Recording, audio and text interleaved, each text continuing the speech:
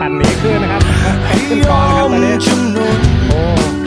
พายุสุดยอดจริงครับทางทนอยู่ในใจ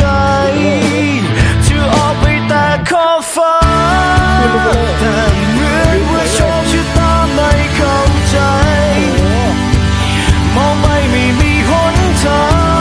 งชีวิตฉันต้องลงใช่ไหมหัวใจคำรามฟ้าครามไม่สร้างใครทะเลจะสร้างคน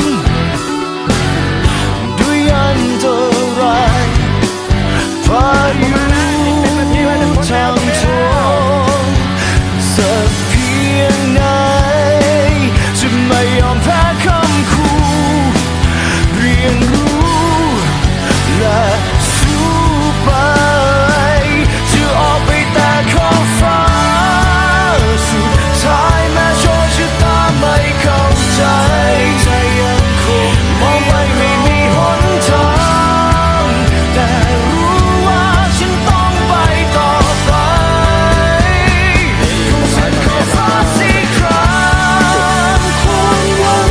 นั้นทำฉันใช่หรือไม่สับเปลี่ยนไปคำตอบอยู่กลางคลื่นลมชีวิตแม้ต้องลงตรงไหนแต่ฉันก็ยังยืนยันที่จะไป